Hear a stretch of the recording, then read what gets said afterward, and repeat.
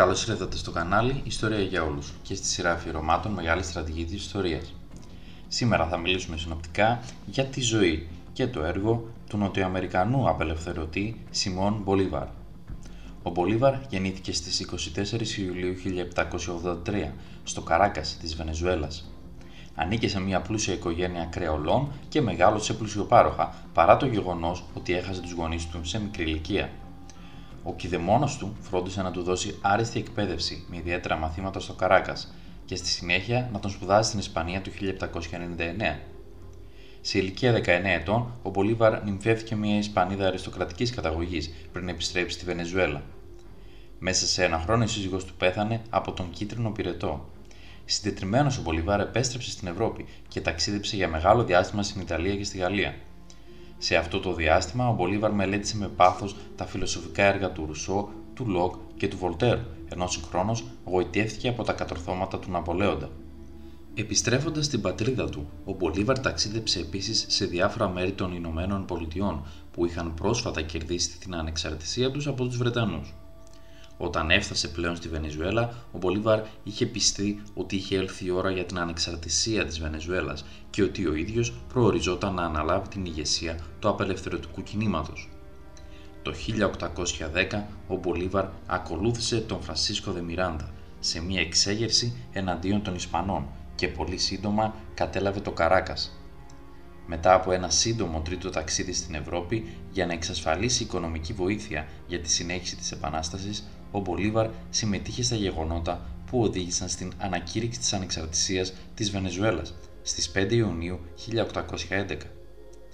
Η Ισπανία όμως δεν παραιτήθηκε από τη διεκδίκηση της περιοχής και δεν άργησε να αντεπιτεθεί και να νικήσει τον Μιράντα.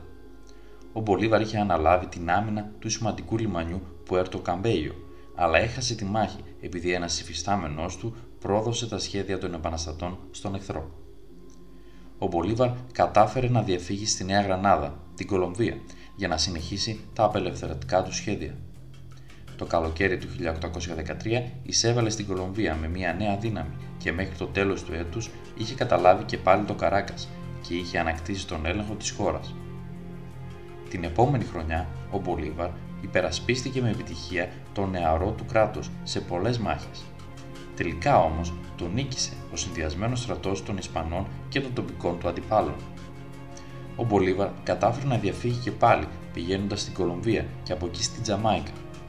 Το 1815 πήγε στην Αϊτή και έγινε σύμμαχος με ένα νέο καθεστώς, το οποίο είχε μόλις πριν λίγα χρόνια λάβει την ανεξαρτησία του από τους Γάλλους.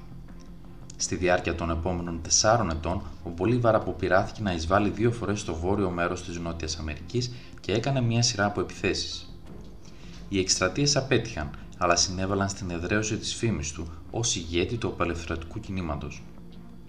Το 1819, ο Μπολίβαρ ενίσχυσε τον επαναστατικό στρατό με Άγγλους και Ιρλανδούς βετεράνους των Ναπολεοντίων πολέμων, οι οποίοι μισθοδοτήθηκαν με χρήματα που συνεισέφερε το καθεστώς της Αϊτής και κατάφερε να εξασφαλίσει μια βάση στο Αγκοστούρα της Νέας Γρανάδας. Στη συνέχεια ξεκίνησε με ένα στράτευμα μικρότερο από 2.500 άνδρες για να διασχίσει μια πεδιάδα με 7 πλημμυρισμένα ποτάμια και να περάσει στις χιονισμένες Άνδεις. Στις 7 Αυγούστου ο Μπολίβαρ ευνηδίασε τη φρουρά της Μπογιακά και 3 ημέρες αργότερα απελευθέρωσε την Μποκοτά. Στις 17 Δεκεμβρίου του 1819 ο Μπολίβαρ ανακοίνωσε την ίδρυση της Δημοκρατίας της Κολομβίας που την αποτελούσαν η Νέα Γρανάδα και η Βενεζουέλα με πρόεδρο τον ίδιο.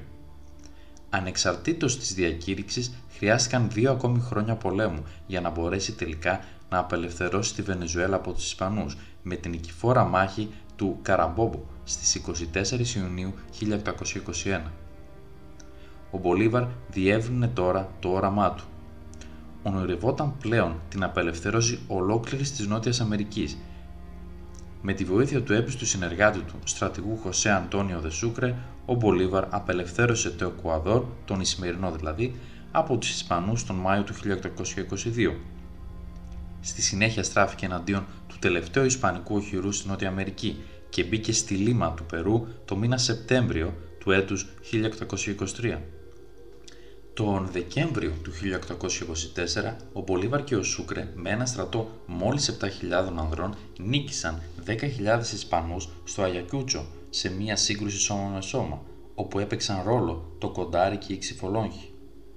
Η τελευταία ισπανική αντίσταση στη Νότια Αμερική εξουδετερώθηκε τον επόμενο χρόνο και το Περού, μαζί με το νέο κράτος της Βολιβίας που σχηματίστηκε από τις νοτιοανατολικές επαρχίες του Περού, προσθέθηκαν στη λίστα των εθνών τα οποία απελευθέρωσε ο Μπολίβαρ.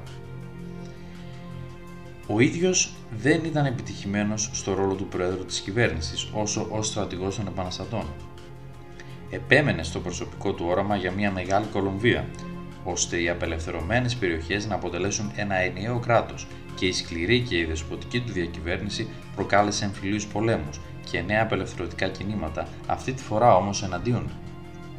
Τα επόμενα 4 χρόνια όλες οι χώρες που είχαν απελευθερωθεί από τον Μπολίβαρ αποσκύρτησαν από τον απελευθερωτή τους και ο Μπολίβαρ έμεινε πρόεδρος μόνο της Κολομβίας. Με κλονισμένη πλέον την υγεία του, που χειροτέρευσε μετά τη δολοφονία του Σούκρε, τον οποίο προώρες για τη διαδοχή του, ο Μπολίβαρ παραιτήθηκε. Ενώ σχεδίαζε να φύγει στην Ευρώπη, πέθανε από φυματίωση σε ηλικία 47 ετών στις 7 Δεκεμβρίου 1830 στη Σάντα Μαρία. Τα κατορθώματα του Σιμών Μπολίβαρ ήταν εξαιρετικά. Ήταν φανταστικά, ειδικά αν λάβουμε υπόψη ότι με ένα στρατό που δεν ξεπέρασε ποτέ τις 10.000 άντρες απελευθέρωσε το μεγαλύτερο μέρος μιας ολόκληρης υπήρου, που αντιστοιχεί στη μισή σχεδόν έκταση των ΗΠΑ. Αναφέρεται συχνά με το προσωνύμιο ο George Washington της Νοτιού Αμερικής και από πολλές απόψεις είναι αντάξιος αυτού του τίτλου. Αυτό λοιπόν ήταν, φίλες και φίλοι, ένα ακόμα βίντεο της σειράς Μεγάλη Στρατηγή της Ιστορίας. Εάν σας άρεσε μπορείτε να αφήσετε κάποιο σχόλιο, να κάνετε like και να εγγραφείτε στο κανάλι μας για περισσότερο υλικό.